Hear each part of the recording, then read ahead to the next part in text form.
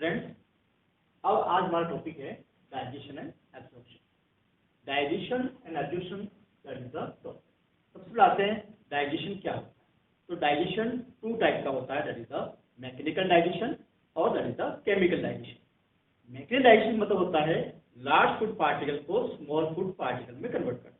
इसका major function हमारे teach करते हैं जो लार्ज फूड पार्टिकल को स्मॉल फूड पार्टिकल में कन्वर्ट करते हैं। उसके बाद क्या करते हैं कि जो एंजाइम होते हैं वो उस फूड पर एक्ट करते हैं। तो हमारे फूड में क्या होता है कि जो मैक्रोमोलिक्यूल्स होते हैं, अब मैक्रोमोलिक्यूल क्या होते हैं, तो ये क्या होते हैं, पॉलीमर होते हैं। फॉर एग्जांपल पॉलीसेकेराइड्स होते हैं, फॉर एग्जांपल प्रोटीन होते हैं, फॉर एग्जांपल न्यूक्लिक एसिड होते हैं। तो हमारी एलिमेंट्री किनार इनको एसएच फॉर्म में एब्जॉर्ब नहीं कर सकती, इसलिए हम मैक्रोमोलिक्यूल को क्या कहते हैं, अनएब्जॉर्बेबल फॉर्म कहते हैं। तो अनएब्जॉर्बेबल फॉर्म जो होते हैं वो हमारे एलिमेंट्री किनार में एब्जॉर्ब नहीं होंगे, तो अब हमें इनको क्या करना पड़ेगा, एब्जॉर्बेबल फॉर्म में कन्वर्ट करना पड़ेगा। तो मैक्रोमोलिक्यूल को माइक्रोमोलिक्यूल में कन्वर्ट करना with the help of enzyme that is known as digestion. मतलब कि अनएब्जॉर्बेबल फॉर्म को एब्जॉर्बेबल फॉर्म में कन्वर्ट करना क्या कहलाता है, डाइजेशन। जिससे पॉलीसेकेराइड से क्या बन जाएंगे, मोनोसेकेराइड बन जाएंगे।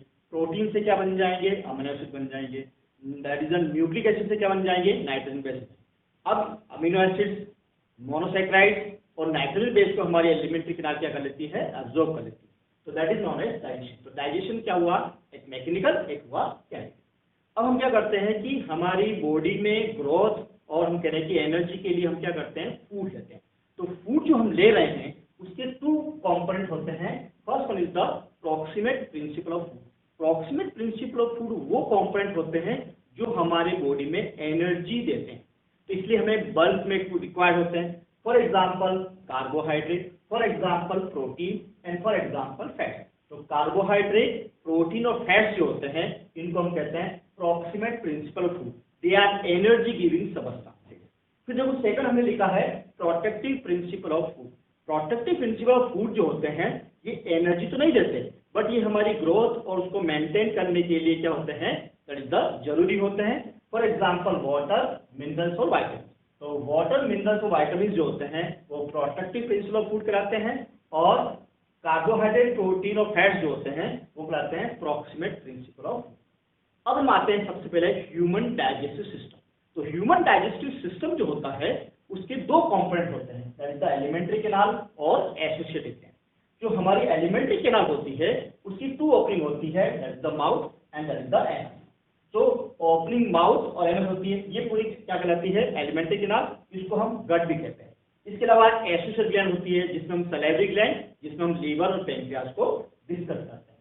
तो ये हमारे पास हुआ कि डाइजेशन, मैकेनिकल और दैट इज द केमिकल। उसके बाद हमने डिस्कस किया कि फूड के दो कंपोनेंट, प्रॉक्सिमेट और that is the protective principle. फिर हमने कहा कि ह्यूमन डाइजेस्टिव के दो पार्ट होते हैं, alimentary canal and that is the associated gland.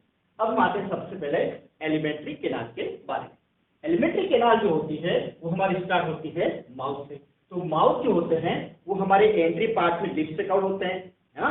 तो ये ओपनिंग जो होती है वो क्या कहलाती है, माउथ कहलाती है। अब माउथ जहां ओपन होता है उसको हम क्या कहते हैं, ओरल कैविटी कहते हैं। अब देखो ओरल कैविटी जो होती है वो क्या होती है, एंट्री लिप्स से कवर होती है, साइड बाई साइड से चिक से कवर होती है। अब ओरल कैविटी जो होती है उसके रूफ पार्ट को हम क्या कहते हैं, पैलेट कहते हैं। अब जो रूफ पार्ट पैलेट होता है, पैलेट का जो एंट्री पार्ट होता है वो क्या कहलाता है, हार्ड पैलेट, और पोस्टीरियर पार्ट क्या कहलाता है, सॉफ्ट पैलेट। ये अपीयरेंस पर डिपेंड कर रहा है। तो जब भी हम अपनी टंग को हमने अपर टीथ के पीछे टच करते हैं तो हमें ये हार्ड फील होता है, तो वो हार्ड पैलेट हुआ।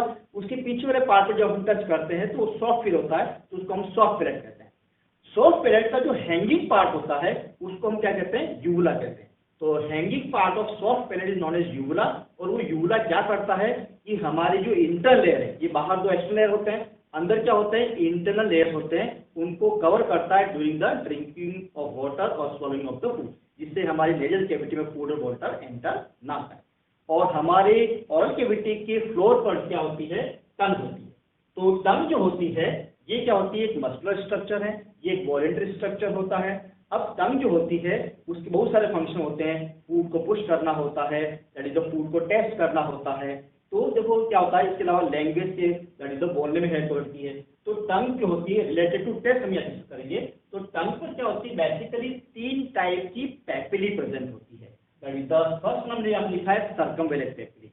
सर्कमवेलेंट जो पेपिली होती है ये क्या होती है, लार्जेस्ट पेपिली होती है, और लार्जेस्ट पेपिली होती है, और इन जनरल इसका नंबर होता है 10 to 12, और लार्जेस्ट पेपिली होने के साथ साथ इन पर टेस्ट बड भी प्रेजेंट होती है। फिर हमने लिखा है यहाँ पर फिलीफॉर्म पेपिली। फिलीफॉर्म पेपिली इन तीनों में से सबसे स्मॉलेस्ट होती है, और इन पर टेस्ट बड्स नहीं होती, यानी फूड का ये टेस्ट सेंस नहीं करती, तो फिर क्या करती है, ये टच को सेंस करती है। फिर देखो थर्ड पार्ट लिखा हमने फंजीफॉर्म पेपिली। तो फंजीफॉर्म पेपिली जो होती है ये भी होती है, लेकिन ये क्या होती है, मीडियम साइज की होती है, क्योंकि सबसे लार्जेस्ट ये है, सबसे स्मॉलेस्ट ये है, तो ये मीडियम साइज की होती है। फंजीफॉर्म पेपिली पर भी टेस्ट बड्स प्रेजेंट होती है, यानी अमंग दीज थ्री पेपिली सर्कमवेलेंट और फंजीफॉर्म पेपिली पर टेस्ट बड्स प्रेजेंट होती है, और फिलीफॉर्म पर टेस्ट बड प्रेजेंट नहीं होती। तो ये क्या हुआ, टंग। तो टंग का फंक्शन हुआ दैट इज द पेपिली, और पेपिली पर क्या होती है, टेस्ट बड। तो फूड का टेस्ट सेंस करना दैट इज द फंक्शन होता है, that is the taste bud का, जो कि प्रेजेंट होती है सर्कमवेलेंट और फंजीफॉर्म पेपिली पर। अब हम आते हैं दैट इज द टीथ। तो ओरल कैविटी में जो टीथ होते हैं, देखो तो हमने यहाँ पर लिखा है कि हमारे में इंसिजर होते हैं, हमारे में कैनाइन होते हैं, हमारे में प्रीमोलर होते हैं, हमारे में मोलर होते हैं, यानी हमारी ओरल कैविटी में डिफरेंट शेप और साइज के टीथ प्रेजेंट हैं। तो इसलिए क्या होता है कि डिफरेंट शेप और साइज के प्रेजेंट होने से क्या होता है, हम इन टीथ को क्या कहते हैं, हेटेरोडोन कहते हैं। तो हेटेरोडोन डेंटिशन जो होता है वो इन जनरल मैमल्स में मिलता है। फिर देखो क्या होता है कि जब भी हम टीथ को देखते हैं तो टीथ जो होते हैं वो हमारी बोनी सॉकेट में प्रेजेंट होते हैं। तो बोनी सॉकेट यानी अपर जो और लोअर जो। तो अगर टीथ हमारे बोनी सॉकेट में प्रेजेंट है, इसलिए इस टाइप के डेंटिशन को हम क्या कहते हैं, ट्रिकोडोन। तो ट्रिकोडोन भी क्या होते हैं, दैट इज द मैमल्स में मिलते हैं। फिर देखो यहाँ पर क्या होता है कि डायफाइटोन। अगर हम डायफाइटोन डिस्कस करेंगे उससे पहले मैं आपको बताना चाहता हूँ कि डेंटल फॉर्मूला। तो डेंटल फॉर्मूला जो हो यहाँ पर क्या होगा, हमने दो लिखे हैं, एक तो लिखा है चाइल्ड का डेंटल फॉर्मूला, एक लिखा है एडल्ट डेंटल फॉर्मूला। पहली बात है कि डेंटल फॉर्मूला में हम क्या करते हैं, हम क्या करते हैं, इसी सीक्वेंस में टीथ का नंबर लिखते हैं, इंसिजर, कैनाइन, प्रीमोलर और मोलर। तो ये इंसिजर है, ये कैनाइन है, प्रीमोलर और मोलर। कौन से पार्ट में, हाफ पार्ट, इसलिए हम इसको 2 से क्या करते हैं, बाद में मल्टीप्लाई करते हैं। अब जो डायफाइटोन करते हैं तो हम देखो क्या होता है कि जो बच्चा हम कह रहे हैं कि उसमें टीथ आते हैं, तो चिल्ड्रन में टीथ जो होते हैं देखो इंसिजर, कैनाइन, प्रीमोलर, मोलर, यानी इंसिजर, कैनाइन और मोलर हो जाते हैं, प्रीमोलर कंप्लीटली एब्सेंट होते हैं। तो ये क्वेश्चन 2-3 बार सीबीएसई और हम कह रहे हैं कि दैट इज द एआईपीएमटी में पूछा गया है। तो premolar are completely absent in the teeth, that is the child. अब देखो क्या होता है, ये 20 टीथ जो होते हैं ये 1 by 1 शेड होते रहते हैं, और फिर उसको रिप्लेस करता है that is the permanent teeth. तो इसलिए क्या होता है कि ह्यूमन में क्या होता है कि टीथ जो होते हैं वो मैक्सिमम 2 टाइम आते हैं, इसलिए हमारे पास वर्ड आता है डायफाइटोन। तो जनरली मैमल्स इंक्लूडिंग ह्यूमन में क्या होता है, लाइफ में 2 टाइम टीथ आते हैं, इसलिए क्या कहते हैं, डायफाइटोन। अब लुक एट दिस पार्ट कि एडल्ट का डेंटल फॉर्मूला क्या होता है, इंसिजर, कैनाइन, प्रीमोलर, मोलर। तो अगर इसको 2 से मल्टीप्लाई करेंगे तो ये कितने होते हैं, 32 होते हैं, यानी चिल्ड्रन में कितने हुए, दैट इज द 20, और एडल्ट में कितने हुए, दैट इज द 32। यानी आउट ऑफ 32 20 टीथ लाइफ में 2 टाइम आते हैं, और 12 टीथ क्या होते हैं, लाइफ में 1 टाइम आते हैं। यानी ह्यूमन में क्या होता है, मेजॉरिटी ऑफ टीथ क्या होते हैं, लाइफ में 2 टाइम आ रहे हैं, इसलिए वर्ड क्या आता है, डायफाइटोन। तो ये क्या हुआ, दैट इज द टीथ के बारे में। फिर देखो ओरल कैविटी जो होती है इसमें हमारे में सैलिवरी ग्लैंड ओपन होती है, इसका मतलब दैट इज इंपॉर्टेंट, इस सैलिवरी ग्लैंड हमारी ओरल कैविटी के बाहर प्रेजेंट होती है, ये थ्रू द डक्ट क्या होती है, ओरल कैविटी में ओपन होती है। अब सैलिवरी ग्लैंड जो होती है वो हमारे में क्या होती है, 3 पेयर्स होती है, that is the parotid 1 pair, सब मैक्सिलरी 1 पेयर, अब सब lingual 1 pair. Parotid salivary gland जो होती है वो हमारे ईयर लोब के यहाँ पर प्रेजेंट होती है। फिर क्या होता है कि लोअर जो कि यहाँ पर जो होती है उसको सब मैक्सिलरी कहते हैं, और टंग के नीचे जो होती है उसको कहते हैं सब लिंगुअल कहते हैं। अब ये जो इन ग्लैंड को हम कंपेयर करेंगे तो पैरोटिड सैलिवरी ग्लैंड क्या होती है, अमंग दीज 3 सबसे लार्जेस्ट होती है, और सब लिंगुअल ग्लैंड जो होती है वो सबसे स्मॉलेस्ट होती है। बट इनमें सलाइवा का कॉन्ट्रीब्यूशन हमें परसेंटेज में लिखा है, तो हमारे में पर डे जो सलाइवा सिक्रेट हो रही है वो 1.5 लीटर पर डे होती है।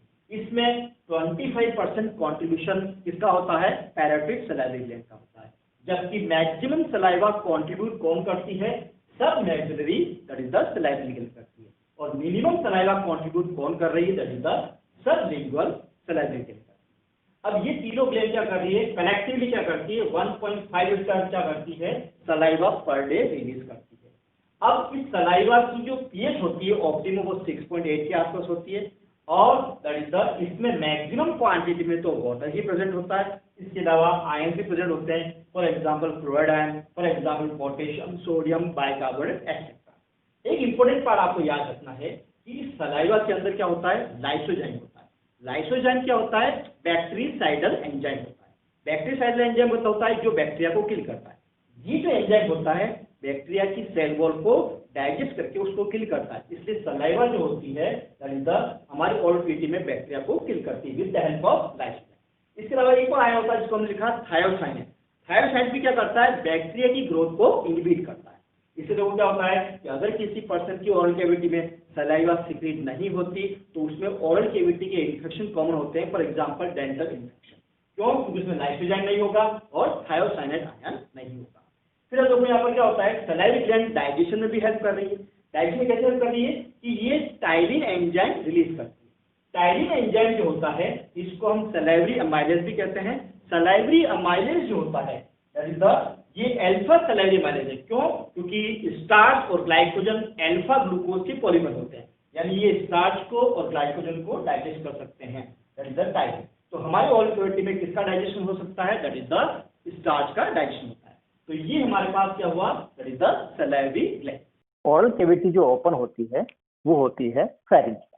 फेरिंग्स जो होती है वो common passage for food and air होता है, यानी इसके थ्रू फूड भी जाता है और इसके थ्रू जो होता है वो एयर भी जाती है। फूड इसोफेगस में एंटर करता है और एयर जो होती है वो ग्लोटिस के through that is the lungs में एंटर कर जाती है। अब हम आते हैं हिस्टोलॉजी ऑफ एलिमेंट्री कैनाल। तो हिस्टोलॉजी एलिमेंट्री कैनाल में देखो ये क्या है, एक ट्रांसवर्स सेक्शन है। इस ट्रांसवर्स सेक्शन में आपको 4 लेयर दिख रही है, that is the serosa, second layer muscularis, third one is submucosa and fourth one is that is the mucosa. सबसे पहले आते हैं कि जो सीरोसा होती है, तो सीरोसा जो होती है ये आउटर मोस्ट कवरिंग होती है और ये सिंपल स्क्वमस एपिथेलियम बनती है। ये विसरल पेरिटोनियम भी होती है और इसको सपोर्ट करते हैं कुछ कनेक्टिव टिश्यू। तो that is the outer most layer of alimentary canal serosa. Serosa is made up of simple squamous epithelium और इसको हम विसरल पेरिटोनियम भी कहते हैं। Below the serosa layer that is the muscular layer होती है, इसको कहते हैं मस्कुलिस लेयर। मस्कुलिस लेयर में क्या होता है, आउटर मसल्स जो होते हैं वो लॉन्गिट्यूडिनल होते हैं और इनर मसल्स जो होते हैं वो सर्कुलर होते हैं। Major part of alimentary canal में ये जो मसल्स होते हैं वो स्मूथ मसल्स होते हैं, यानी स्मूथ मसल्स यानी इनवॉलेंट्री होते हैं। और जब ये मसल्स कॉन्ट्रैक्ट और रिलैक्स होते हैं तो इसी से क्या होती है, गट में मूवमेंट जनरेट होता है, उसको कहते हैं गट peristalsis. So gut peristalsis is due to contraction and relaxation of the musculus layer. Then third layer जो होती है वो होती है सब म्यूकोसा। सब म्यूकोसा जो होती है ये थर्ड लेयर ये लूज कनेक्ट टिश्यू से बनती है। देन आफ्टर फोर्थ लेयर जो होती है वो म्यूकोसा होती है। म्यूकोसा के अंदर जो होती है वहां पर क्या होती है, ल्यूमन होती है। म्यूकोसा, सब म्यूकोसा, मस्कुलस लेयर, सीरोसा, ये ऑलमोस्ट 4 पार्ट होते हैं एलिमेंट्री कैनाल में, लेकिन कुछ स्लाइट मॉडिफिकेशन मिलता है। जैसे मैं आपको बताता हूं कि जो अपर पार्ट ऑफ इसोफेगस होती है उसमें सीरोसा नहीं होके ट्यूनिका एडवेंटिशिया होती है। वहां पर जो म्यूकोसल एपिथेलियम होती है वो सिंपल कॉलुमनर नहीं होके वो स्टेरिफाइड होती है। कौन सी, स्टेरिफाइड स्क्वमस एपिथेलियम।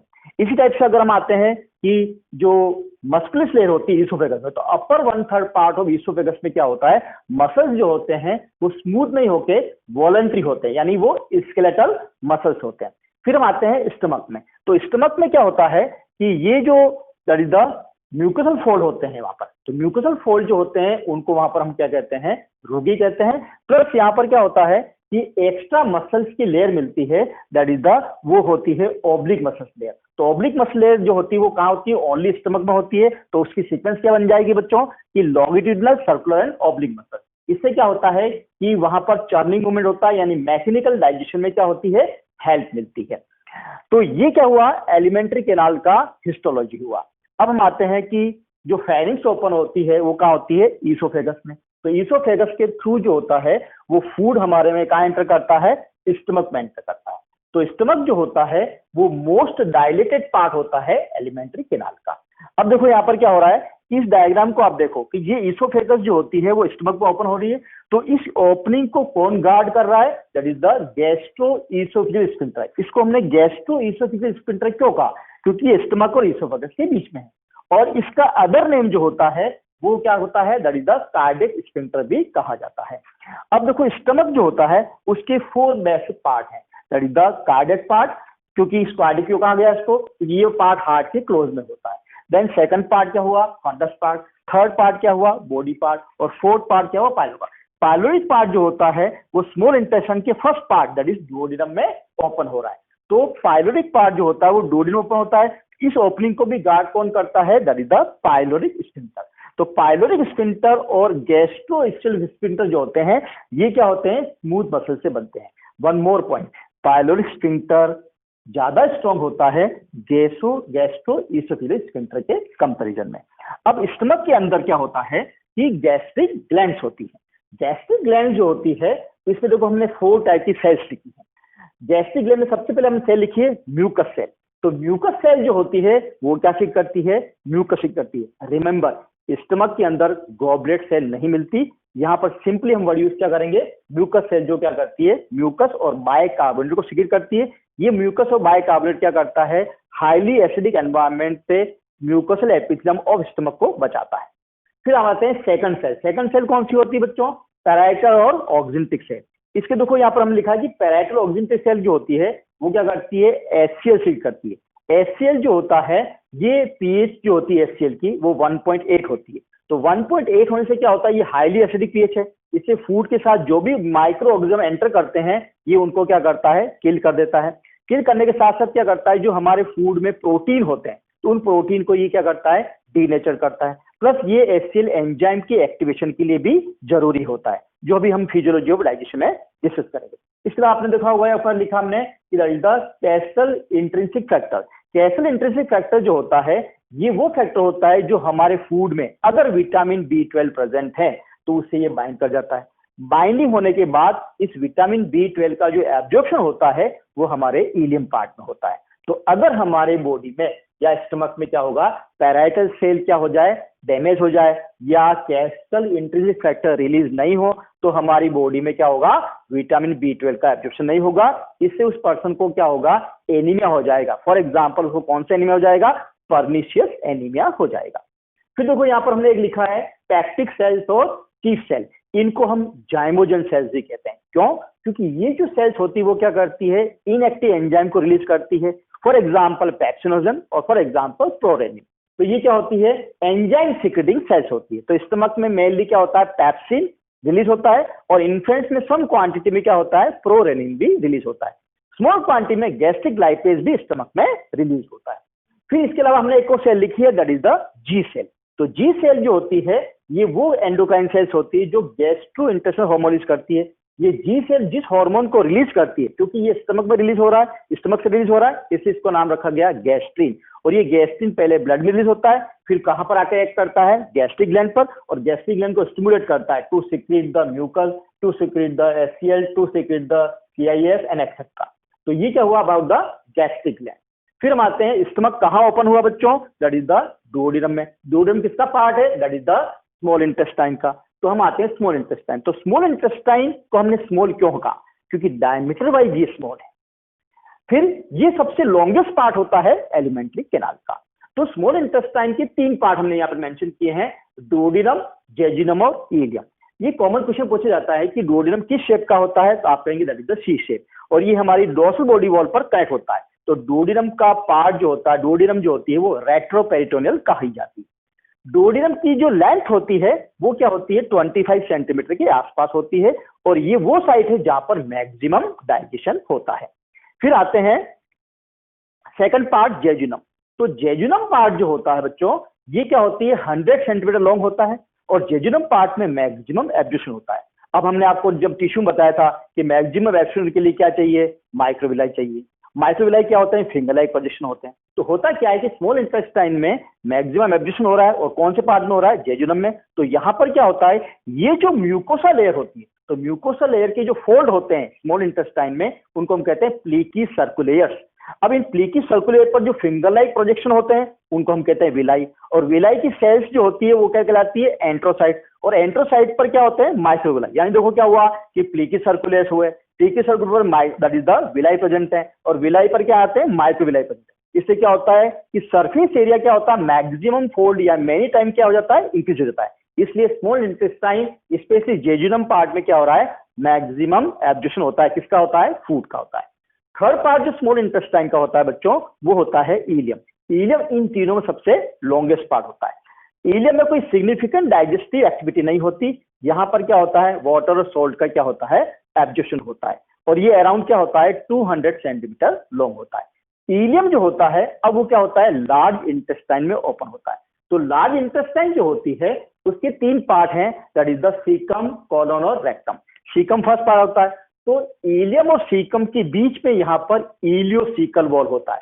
तो इससे क्या होगा, इलियम से एक बार फूड एंटर कर गया कहाँ पर, सीकम में, तो ये सीकम से इलियम में that is the back flow को प्रिवेंट करता है, तो इसलिए इसकी फंक्शनिंग इंपॉर्टेंट। फिर क्या होता है, सीकम पार्ट में कुछ सिम्बायोटिक माइक्रो ऑर्गेनिज्म मिलते हैं जो हमारे क्या होते हैं, फ्रेंडली होते हैं, और वो हमारे लिए कुछ सेंसिस करते हैं, जैसे फॉर एग्जांपल कुछ क्वांटिटी में वो विटामिन B12 को और that is the vitamin K को सेंसाइज करते हैं।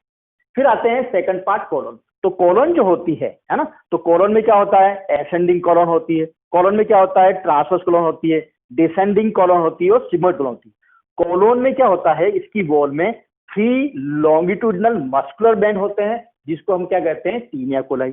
इसकी लेंथ ज्यादा होती है किसकी, that is the large intestine, that is colon की। लेकिन क्या होता है, टीनिया कोलाई की लेंथ कम होती है, इसलिए इसको एक्मोडेट करने के लिए पाउच लाइक स्ट्रक्चर में अरेंज होता है। तो पाउच लाइक स्ट्रक्चर जो हमारी कोलन पार्ट में मिलते हैं उनको हम क्या कहते हैं बच्चों, होस्ट्रा कहते हैं। अब हम आते हैं दैट इज द रेक्टम। तो रेक्टम वो पार्ट होता है जहां पर अनडाइजेस्टेड फूड टेम्पररी स्टोर होता है, और ये बॉडी के दैट इज द आउटसाइड किसके थ्रू ओपन होता है, दैट इज द एनस के थ्रू। तो एनस पर वहां पर स्फिंक्टर होते हैं, कितने होते हैं, 2 स्फिंक्टर होते हैं। That is the inner sphincter जो होता है वो इनवॉलंटरी होता है, कंट्रोल किया जाता है कहां से, that is the autonomic nervous system के थ्रू, जबकि आउटर स्फिंक्टर जो होता है वो वॉलेंट्री होता है, कंट्रोल होता है दैट इज द सीएनएस के थ्रू। तो ये तो हुआ हमारे पास एलिमेंट्री कैनाल के बारे में। अब हम आते हैं इस डायग्राम के बारे में। तो इस डायग्राम में हमने शो किया है कि लीवर और पेंक्रियाज कैसे कनेक्ट होके क्या हो रहे हैं, दैट इज द डुओडेनम में ओपन हो रहे हैं। तो देखो सबसे पहले आते हैं, ये क्या है हमारा डायफ्राम, यानी डायफ्राम के नीचे क्या होती है, एब्डोमिनल कैविटी होती है। तो एब्डोमिनल कैविटी में ये प्रेजेंट होते हैं। तो लीवर के क्या होते हैं, देखो यहाँ पर 2 लोब्स बता रखे हैं, राइट लोब और लेफ्ट लोब। तो ये क्या होता है, दैट इज द कि राइट लोब लार्जर होता है, लेफ्ट लोब स्मॉलर होता है। अब लीवर जो होता है, लोब जो होते हैं वो मेनी लोब्यूल्स में डिवाइड होते हैं। तो लोब्यूल्स आपस में सेपरेट किससे होते हैं, ग्लीसन्स कैप्सूल से। तो मैंने आपको टिश्यू में बताया था, Glisson's capsule of liver is an example of that is the dense irregular capsule.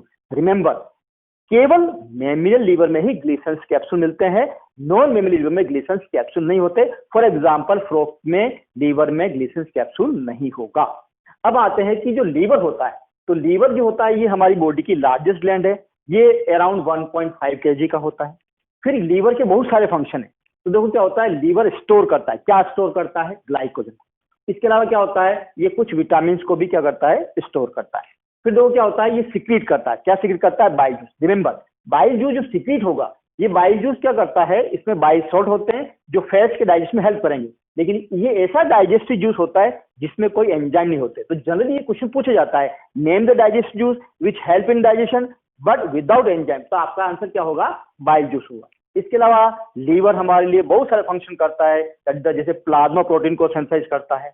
इसके अलावा फीटल लाइफ में ये क्या करता है, that is the blood formation करता है। और ये एडल्ट लाइफ में क्या करता है, ड्रग्स का हम करें कि दैट इज द डिग्रेडेशन करता है।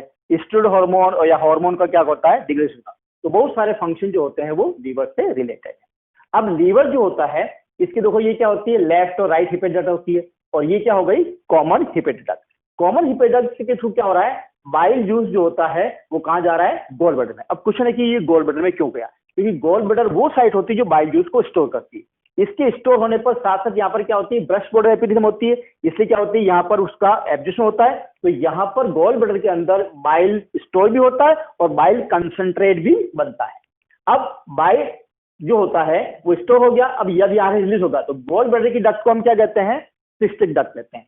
तो सिस्टिक डक्ट जो होती है और हेपेटिक डक्ट जो होती है वो कंबाइन होके क्या हमारी बच्चों, that is the bile duct. तो बाइल डक्ट का अदर नेम क्या है, दैट इज द, ये होती है that is the ductus choledochus, that is the common bile duct. अब कॉमन बाइल डक्ट जो होती है, देखो यहाँ पर, और ये स्ट्रक्चर कौन सा है, पेंक्रियाज। और हमने अब tissue that is the epithelial tissue discuss किया था कि पेंक्रियाज एक हेटेरोकाइन ग्लैंड है, इसके दो पार्ट होते हैं, एक्सोकाइन पार्ट और एंडोकाइन पार्ट। एक्सोकाइन पार्ट जो होता है वो पेंक्रियाटिक एसिड से बना है और ये क्या करता है, एंजाइम और बाइकार्बोनेट को रिलीज करता है, यानी that is the alkaline pancreatic juice release करता है। ये जो पेंक्रियाटिक जूस होता है ये मेन पेंक्रियाटिक डक्ट के through that is the duodenum enter करेगा। तो देखो कॉमन बाइल डक्ट और मेन पेंक्रियाटिक डक्ट जो होती है ये आपस में मिल गई है, तो यहाँ पर एक स्फिंक्टर होता है जो बाइल जूस को यहाँ say that is the entry होने से रोकता है। तो ये स्फिंक्टर क्या कहलाता है, that is the sphincter of बॉयडन। तो स्फिंक्टर बॉयडन किसका है, that is the common bile duct का। अब देखो क्या हुआ, तो कॉमन बाइल डक्ट और मेन पेंक्रियाटिक डक्ट दोनों ही कंबाइन होकर क्या हुआ, क्या बनी, हेपेटोपेंक्रियाटिक डक्ट। और हेपेटोपेंक्रियाटिक डक्ट जो होती है वो डुओडेनम में ओपन हो रही। तो डुओडेनम में ओपन होने पर यहाँ पर जो हम कह रहे हैं कि ये स्लाइटली पहले थोड़ी डायलेट कर जाती है, इसको कहते हैं एम्पुला ऑफ वेटर, और यहाँ पर इसको गार्ड कौन करता है, स्फिंक्टर ऑफ ओडाई। तो ये हमारे पास क्या हुआ, वो स्ट्रक्चर है जहां पर लीवर, गॉल ब्लैडर और पेंक्रियाज आपस में कनेक्ट होके कैसे बाइल जूस और पेंक्रियाटिक जूस को क्या कर रही है, डुओडेनम में रिलीज कर रही है।